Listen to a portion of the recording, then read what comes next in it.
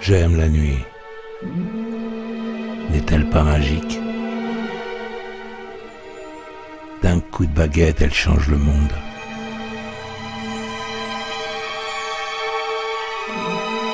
Elle ne le refait pas pour autant. La nuit, tous les portants sont gris, voire grisés pour certains. Les portants, curieuses créatures, je les connais bien. J'ai longtemps été porté. Enfant, le mien s'amusait à me piétiner.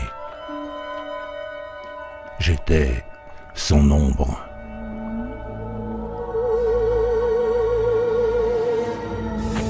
Avec l'âge, ça ne s'est pas arrangé. Ainsi sont les portants, capables du meilleur dans le pire. Je suis devenu sa marionnette, esclave de tous ses faits et gestes. En tant que silhouette, je n'avais pas le choix.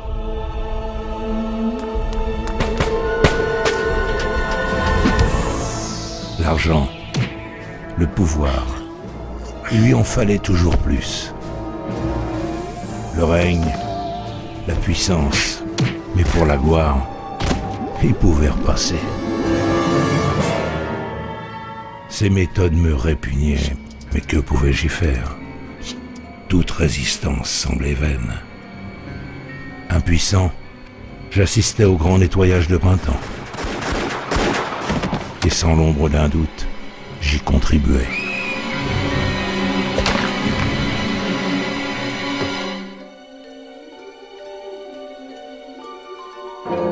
Imaginez mes cas de conscience.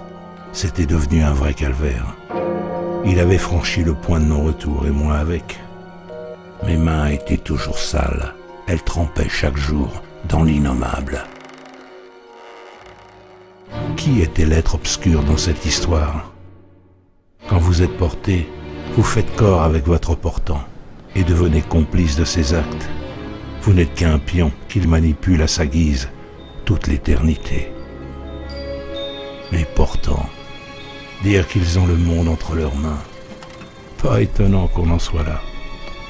La plupart sont trop occupés à se regarder le nombril. Le mien battait des records. Être sa silhouette devenait insupportable. Je broyais du noir et un sentiment de révolte montait en moi. Petit à petit, j'ai appris à le contrôler pendant son sommeil. Il a mis ça sur le dos du somnambulisme et des tocs. Il ne s'est aperçu de rien. J'ai attendu le bon moment et à mon tour, j'ai tiré les ficelles. Une fois séparé de mon portant, j'étais enfin libre. Douce sensation, mais de courte durée. Imaginez les gros titres. Une ombre assassine son portant. Pour éviter la psychose, ils ont étouffé l'affaire, mais ne l'ont pas lâché pour autant. Eux aussi nageaient en eau trouble. Me neutraliser devenait une obsession.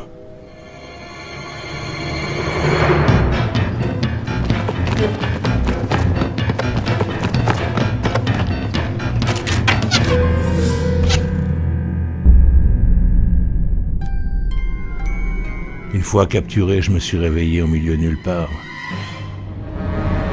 Dans ma cellule de lumière, je n'avais plus aucune notion du temps.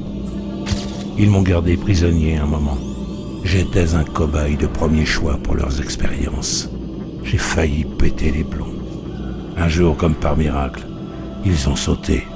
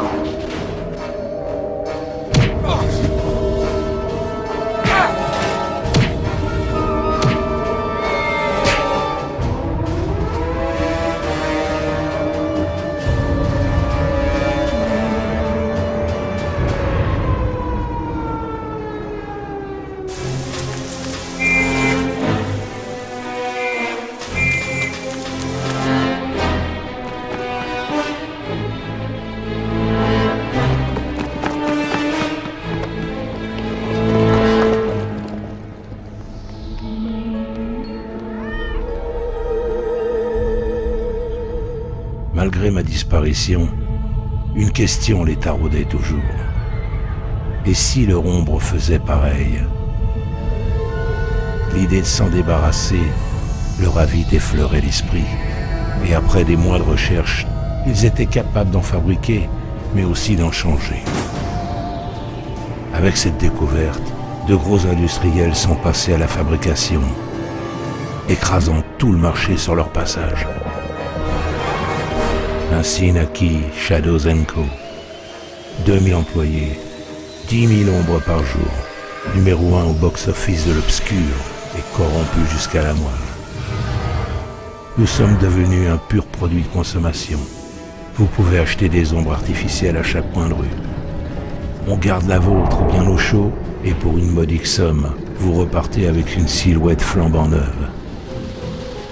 Les médias ont rapidement relaté l'invention. Pas besoin de faire le buzz.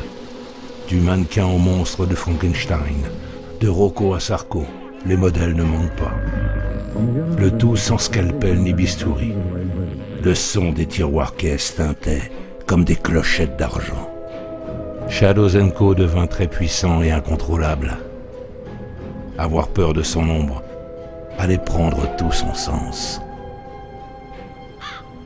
Quant à moi, je suis un SPF aujourd'hui, un sang pourtant fixe, qui n'a plus qu'une seule chose à faire, se cacher et observer.